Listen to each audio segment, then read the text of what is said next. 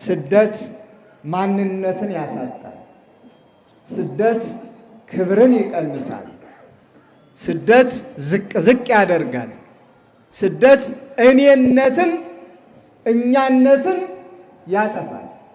በሀገራቸው ከብረው ገነው አንቱ ተብለው ይኖሩ የነበሩ ሁሉ ወደ ባዕድ ሀገር ሲሰደዱ በባዕዳን እጅ ሲወድቁ ማንነታቸውን አጥተው ጠንካሮቹ ደካሞቹ ነው፣ አዋቂዎቹ አላዋቂዎቹ ነው፣ ጀግኖች የጀግንነት ክብራቸውና ስማቸው ተገፎ አማኞች የአማኝነታቸው ምንነት ተነጥቆ በባዕድ ሀገር ነውና ያሉ እንደ ሀገሩ እንደ ንጉሱ እንዲያጎነብሱ የሚያስገድድ ነው ስደት።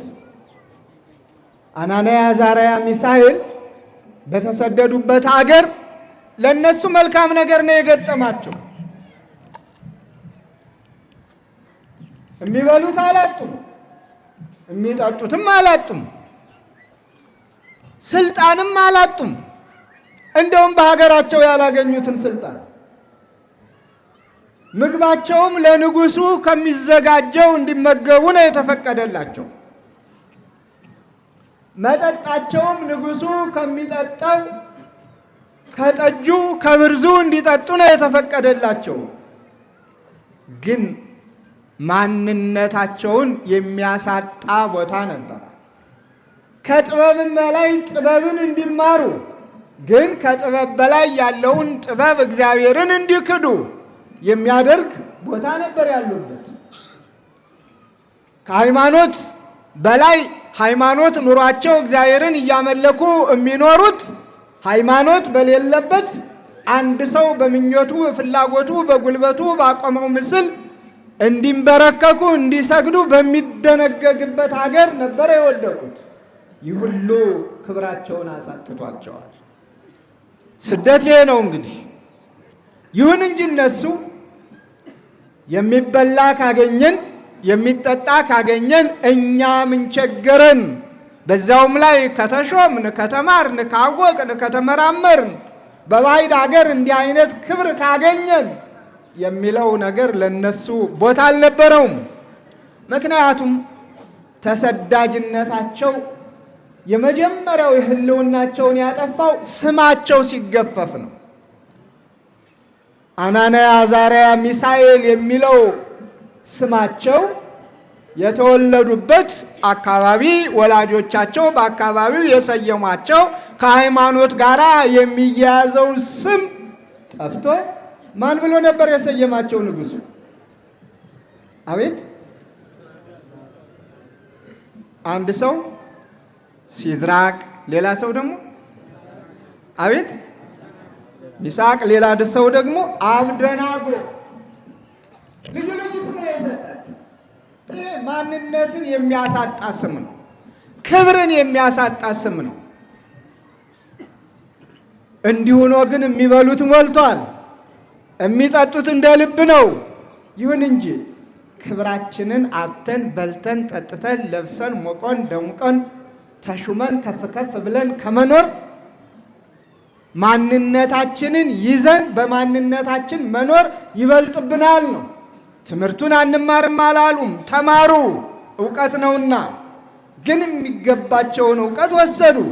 ለእነሱም አይገባውን የባዕድ እውቀትና ትምህርት ግን አምዘገዘጉና ጣሉት። የሚማሩት ሁሉ ጠቃሚ አለመሆኑን መመርመር ግድ ይላል። በትምህርት ዓለም ውስጥ ስንፍና የስንፍና ትምህርት አለ።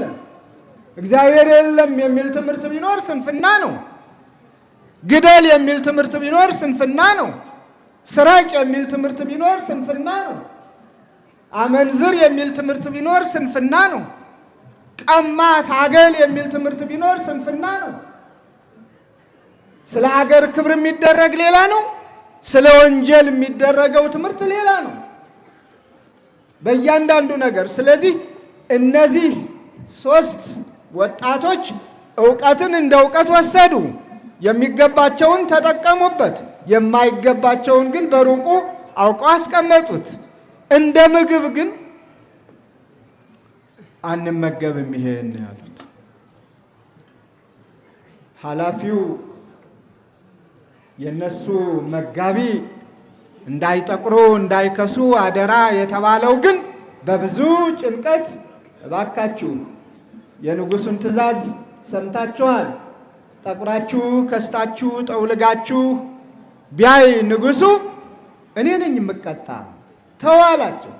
ግድ የለህም እን ብቻ ጥሬ ትንሽ ጥሬ እየሰጠ እን ተመልከተን ከሌሎች ጋራ ነው ያሉት። ምክንያቱም የእግዚአብሔርን ክብር አጥተው እግዚአብሔር የሰጣቸውን ክብር አምዘግዝገው ንጉሱ ባዘጋጀላቸው ምግብ ፊታቸው ቀልቶ ደረታቸው ሰፍቶ ሆዳቸው ሞልቶ ከመኖር ይልቅ በእግዚአብሔር ፈቃድ በሃይማኖት ተሞሽረው እግዚአብሔርን አመስግነው አስመስግነው መኖርን ምርጫ ስላደረጉ አልተቀበሉትም። በእርግጥም ጋባዣቸውም አየ እንዳሉትም በምግብ አልከሱም፣ አልጠቆሩም። ጥሬ ቆርጥመው እፍኝ ውሃ ጠጥተው የተዘጋጀውን ምግብ ሁሉ እምቢ ብለው ከበሉት ከጠጡት ከቀለብተኞቹ ይልቅ የተሻለ ወዝና ቁመና ቅርጽና ሕይወት ነበራቸው። በውስጥም በውጭም ውስጥ ደስተኛ ካልሆነ በውጭ ያለው ሕይወታችን ቅባት የተባለውን ሁሉ ሰዎች ቢቀቡ ወዝ የተባለውን ሁሉ ሰዎች ቢያወዙ ከንቱ ነው። ውስጥ ደስተኛ ሲሆን ውጭም ደስተኛ ይሆናል። ያኔ የሆነላቸው እምነታቸው። በዚህ ሰይጣን ቀና፣ በዚህ ሰይጣን አፈረ። ሰይጣን ደግሞ ማደሪያ አለው። ቀጥታ ሰይጣን ነኝ ብሎ ሰውን አሳስቶ ሰውን ጠልፎ ሰውን የጣለበት ጊዜ የለም። በማደሪያው እያደረ እያነሳሳ ብዙዎችን ይጥላል፣ ብዙዎችን የውድቀት መሳሪያ ያደርጋቸዋል። ስለዚህ ቅድም እንደተነገረን ናቡከደነጾር የራሱን ራእይ የራሱን ህልም አየ። ያየውን ለማድረግ ወደ ኋላ አላለም። ቅድም ተነግሮናል። ክለሳ አልገባም። እሱን ከዚህ በኋላ ነበረ በህልሙ ያየውን ሁሉን ነገር ካጠናቀቀ በኋላ በምድሪቱ በግዛቱ ያሉ ወገኖች በሙሉ ልክ አሁን እኛ እንደተሰበሰብን ተሰበሰቡ። እጅግ ረጅም የሆነ ጣዖት አቁሟል። በልዩ ግንባታ ገንብቶ ያውም ከወርቅ ስፋቱን ቁመቱን 60 ልብ አድርጉ። ይህንን ካደረገ በኋላ እምቢልታው፣ ዋሽንቱ፣ መሰንቆው፣ ክራሩ፣ በገናው ሲደረደርና ሲመታ ሁሉም ለዚያ ጣዖት የማይንበረከክ የማይሰግድ የሚቀጣ መሆኑን ታወጀ። ምሕረት የሌለው አዋጅ በግዳጅ እኔ ያመለኩትን ካላመለካችሁ፣ እኔ ላቆምኩት ምስል ካልሰገዳችሁ ትሞታላችሁ የሚል አዋጅ።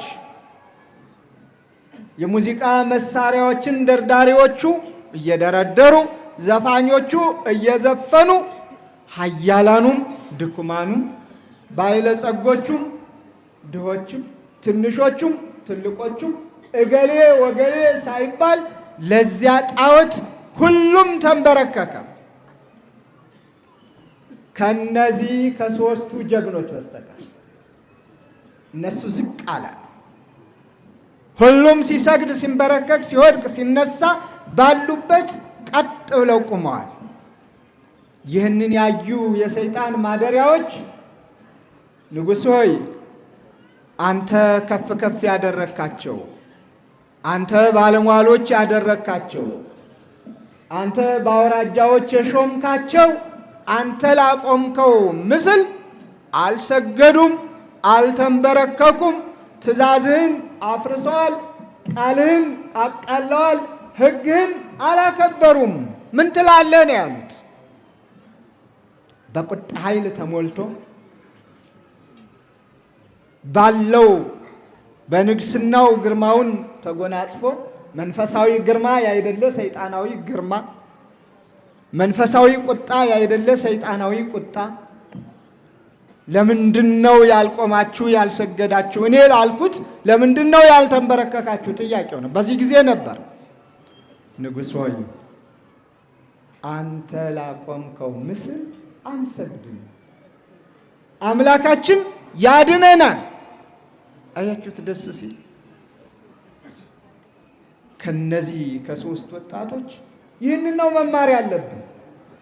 አምላካቸውን ተጠራጥረውት አይደለም፣ አዳኝነቱን አላምን ብለው አይደለም።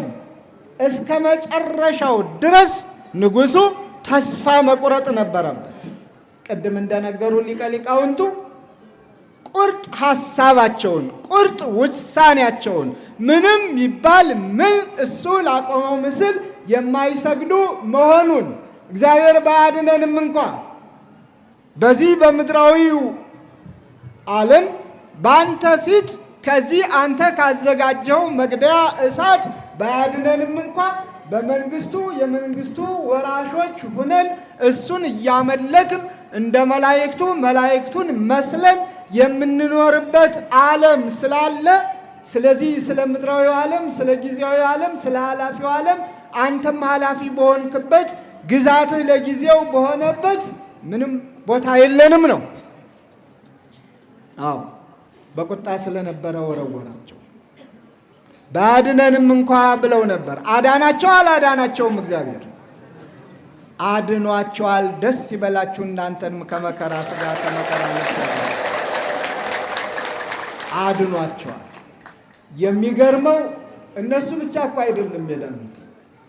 ናቡከደነጾሩንም እኮ አዋጁን በአዋጅ እንዲሽር አድርጎታል። አዋጁን በአዋጅ ልብ አድርጉ። የመጀመሪያው አዋጅ ለጣዖት ያልሰገደ ይሙት በቃ ፈርዷል።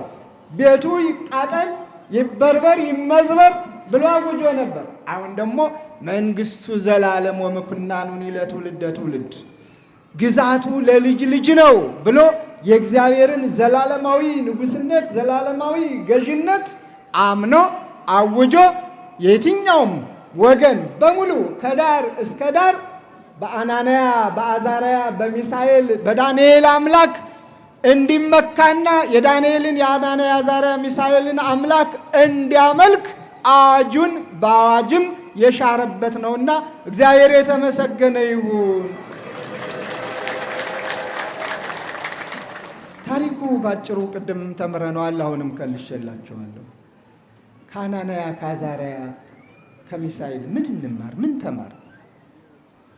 አናንያ አዛርያ ማንነታቸውን አጥተው በስደት ሀገር በሄዱበት ጊዜ በስደት ሀገር ምንም ሁሉም ነገር ቢሟላላቸው ከራሳቸው ማንነት የስደቱን ኑሮ ጥቅሙን ጥቅማ ጥቅሙን መሳሪያ አድርገው ማንነታቸውን ለያጡ በጽናት ሃይማኖታቸውን በአደባባይ የገለጡ ወጣቶች ናቸው።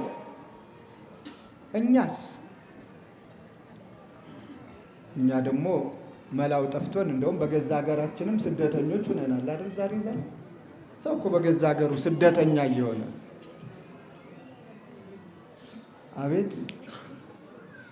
በገዛ ሀገሩ ከቤቱ ተፈናቅሎ ሜዳ ላይ የሚወድቅ ከሆነ መጠለያ አጥቶ ፀሐዩም ብርዱም ክረምቱም በጋውም የሚፈራረቅበት ከሆነ ስደተኛ ነው ማለት ነው።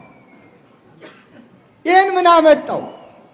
ማንነትን አምኖ አክብሮ በፍቅር በሰላም በአንዲት ሀገር አንድ ወገን አንድ ሕዝብ የመኖር ዕጣ ፈንታችን ደካማ ስለሆነ ነው። እኔ በልጥ በሚለው ክፉ አስተሳሰብ ተመካክሮ ተወያይቶ ችግርን የመፍታት አቅም ማነስ የብዙዎችን ክብር ነክቷል። የብዙዎችን ማንነት አጥፍቷል። የብዙዎችን ቤት አንኳኩቷል። ቤት ሲኖራቸው ቤት የለሾች ሆነዋል። ይሄ ፀሐይ የሞቀው ሰው ያወቀው ሁላችን የምንረዳው ስለሆነ ብዙ ማለት አያስፈልገንም። በአናንያ በአዛርያ በሚሳኤል ችግር የተገኘው ቅዱስ ገብርኤል ዛሬም እንዲህ ተሰባስበን አማላጅነቱን አምነን የምንጠራው መልአክ እሳቱን አብርዶ የነገሩን እሳት፣ የጦርነቱን እሳት፣ የጥላቻውን እሳት አጥፍቶ በአንድነት በፍቅር በሰላም የምንኖርበትን ከአምላኩ ከፈጣሪው እንዲያማልደን የእግዚአብሔር ቅዱስ ፈቃዱ ይሁንልን። እግዚአብሔር ምልጃውን ይስማ።